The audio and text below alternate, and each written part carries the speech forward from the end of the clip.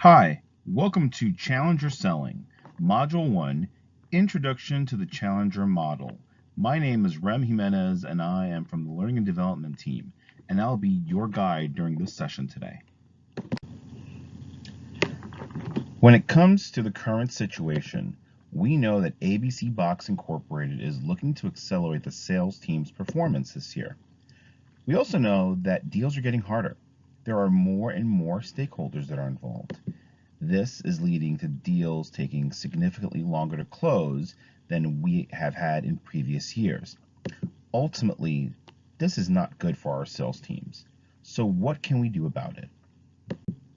More importantly, when you start looking at how the buying process has changed, according to research from the Corporate Executive Board, we know that customers are not reaching out to their sales reps in many cases until at least 57% of the purchase process has already happened. 57%. This means that they're more than halfway in terms of making a decision before they even come to you. This is not good. More importantly, we also know that buyers are doing independent research and they're setting their own purchase criteria. So what can we do? What are our options?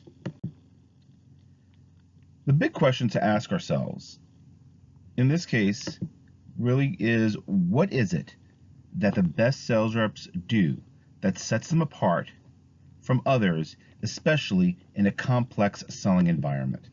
More importantly, how do we replicate winning behaviors, or in this case, winning sales behaviors among all of our reps?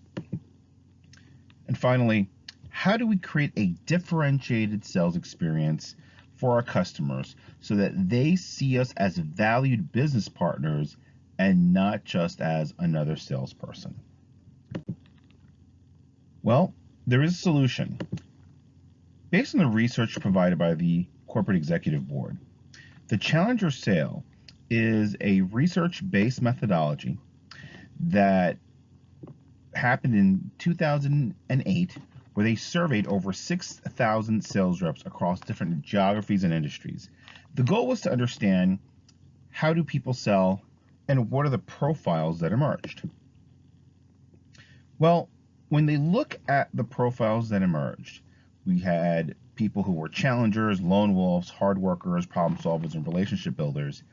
But the one profile of a salesperson that emerged as being the most consistently successful, or at least the greater likelihood of having success, was always the challenger. And the challenger has the greater percentage of higher performers that are involved in the selling process. Ultimately, what is it that a challenger does that is different? Because the reality is all salespeople possess all of these different profiles. The question is, what is it that challengers do differently?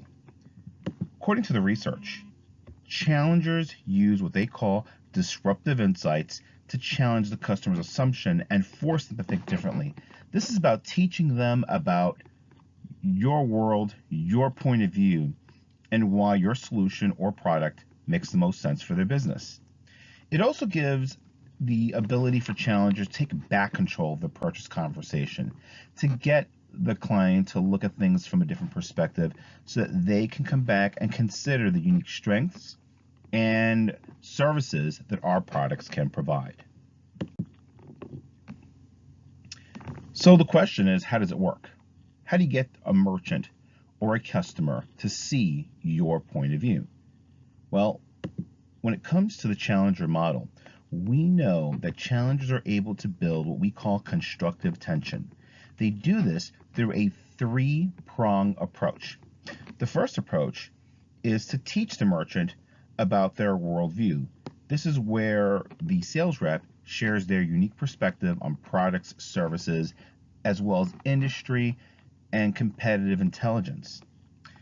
They then teach the merchant about these key facts to help guide them through the conversation so they can tailor the conversation. They tailor the conversation to help, in this case, the customer to understand What does this mean to them? What does it mean to their business, to their marketplace? And it really is about customizing the conversation to what's really most important to a given customer, whether it's sales operations, operational effectiveness, increasing revenue or growth. The goal of tailoring is to really customize the conversation and make it relevant to your customer.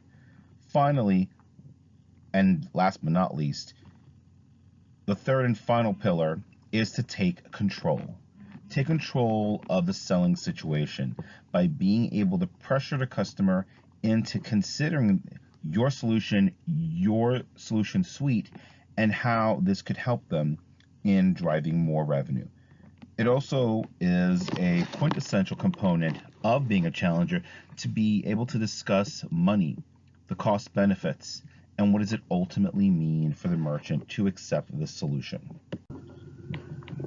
When it comes to the benefits of being a challenger, for sales reps, there's quite a few benefits. The key important one is that it helps differentiate sales reps from other sales reps. More importantly, it gives them the opportunity to use what we call research-based winning strategies to close complex deals. This is a multi-year study, and the research that has been accumulated by the Corporate Executive Board is being used by many organizations that are looking for greater performance from their sales teams. And finally, part of the goal of the challenger is to really shift the perspective and perception of customers from looking at our sales reps as just sales reps and more as business partners. People can help them to drive their goals and drive growth and revenue. For the customer, the benefits are also very clear. It offers them key insights and solutions that they may not have considered. Being a challenger gives you, the sales rep, the information, the insights that you can share with them that, again, sometimes not all customers have the opportunity to either review the data that's out there or to review the industry trends, and you're giving them that solution as part of our customer service. More importantly, it helps them to understand the suite of solutions and products that we offer that can help them to meet their specific needs. So in many ways, you're taking a customer-centric approach and making it all about the customer. As part of our next steps, we do have the additional Challenger Series modules that will start in Q2 of this year. We have additional modules that will be launching during Q2 that will be required for all sales reps. Finally, in the Q3 timeframe, we will be launching the follow-up to the Challenger success stories. In the meantime, thank you for attending and enjoy the rest of your day. Thanks again.